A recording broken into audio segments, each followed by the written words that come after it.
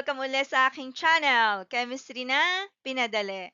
So, dun sa mga unang na video, nag-define tayo ng mole. Tapos, nag-compute tayo ng mga molar mass ng compounds. So, ngayon naman, mag-solve naman tayo ng problem sets. So, this time, kukuhanin natin kung ilang mole meron sa given na mass. So, in grams ito ha, and then pabalik. Ilang grams naman meron kung ang given naman ay number of moles. So, recall natin. So, ang molar mass ay gram per mole. Pero mas convenient kung ganito mo siya isusulat, especially kung computation na. So, tandaan nga pala natin, napakahalaga ng units ha, kaya huwag siyang kalilimutan. So, sa chemistry may sinasabi tayo, kahit tama yung answer mo sa computation, pag mali yung units, considered wrong ang answer mo. Isa pa, one way of checking din ito kung tama yung final answer mo. Kasi after nating mag-cancel ng mga units, dapat ang matitira ay unit ng kung ano yung hinahanap o yung unknown sa problem. So, tingnan mo itong mga formula. So, ang formula, pag ang given ay mass, ang hinahanap ay mole, it will be mass times 1 over molar mass. Pero kung halimbawa, ang hinahanap ay mass at ang given naman ay mole, so ang ating formula will be mole times molar mass. Just in case, may mga cases na tinatanong ay number of particles, ang formula will be mole times 6.02 times 10 to the 23rd power of number of particles. So ito usually tatanungin number ng atoms, ions, or molecules. So problem number 1. How many moles of calcium atoms are in 77.4 gram of calcium? So ang given dito, mass. Ang hinahanap, moles. So anong dapat nating tandaan? Pagka mole, ang formula ay mass times 1 over molar mass. So, ang molar mass, kinukuha yan sa periodic table. Ano ang molar mass ng calcium? 40.07 gram per mole. O pwede rin namang isulat siya sa ganitong paraan. So, gagamit ka dyan, depende kung ano yung iyong kailangan sa problem. So, substitute natin ang given sa problem. Mole is equal to 77.4 gram. So, gram ang given, dapat ang pipiliin mo sa dalawa sa taas ay kung alin yung gram ay nasa baba. Ito siya. Bakit? Para ma-cancel mo yung gram.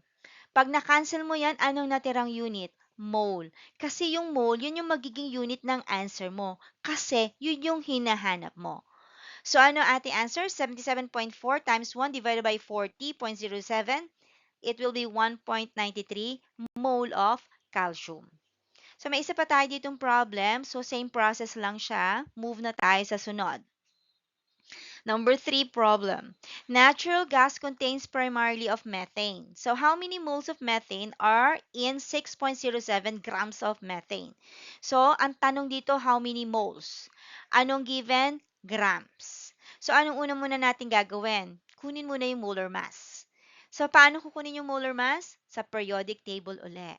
So, individual molar mass tayo ha. So, ang carbon natin, 12.01 gram per mole. Pero yung hydrogen, naka-times 4. Bakit? Kasi sa formula, apat siya, CH4.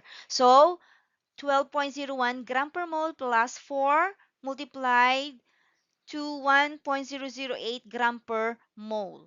Anong final answer? 16.04 gram per mole. Yun yung ating molar mass ng methane.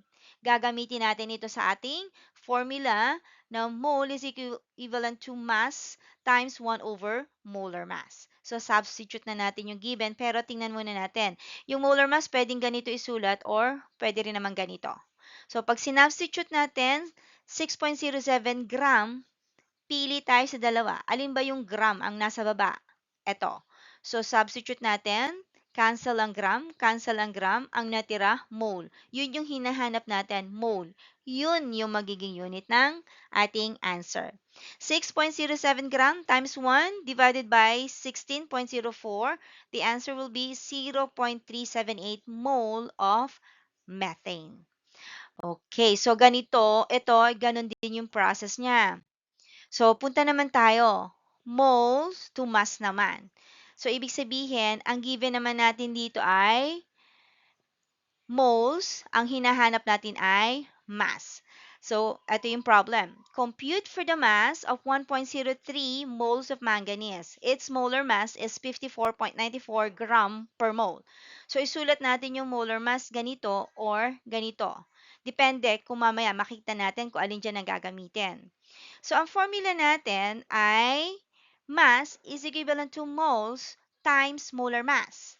So, pag sinubstitute ang given, 1.03 mole manganese, multiplied mo sa molar mass, alin dito sa dalawa ang mole nasa baba? Kasi mole ang given. So, eto siya.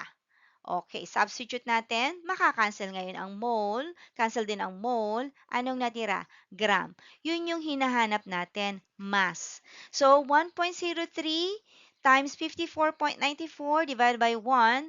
Final answer, 56.59 gram of manganese. So, nakagram na tayo. So, ganun din itong number 6 ha, same process din. So, tumingin naman tayo ng problem na dire-diretso kita ang ating solution dito. So, calculate for the mass in grams of a 0.830 mole of disulfur dichloride compound. So, ang ating formula is moles times molar mass. So, ang ating moles na given ay 0.830 mole. So, i-multiply mo siya sa molar mass. So, eto siya, molar mass. So, yung 32.064, yan yung molar mass ng sulfur ha. Bakit naka times 2? Kasi meron kang 2 dun sa formula. Ang 35.453, sa chlorine yan, molar mass ng chlorine. Bakit naka times 2? Kasi meron din 2 sa formula. So, pagka nag-multiply ka and then addition, so pwede mo nang cancel to, anong natira? Yung gram. Ngayon, ang ating answer ay 112.078 gram of the disulfur dichloride compound. So, more example here at dito. So, same process. So, ganyan lang kasimple ang mag-solve ng problem sa mole to mass, mass to mole. Meron pa tayong mga sample problem pero hindi na natin didiscussin kasi same din naman siya. So, muli, paalam muna uli. Kita ulit tayo sa mga sunod kong video. Stoichiometry naman ang sunod. So, solve tayo ng mga stoic problems. Sana bisitahin muli ang channel ko ha. Salamat uli and God bless sa ating lahat.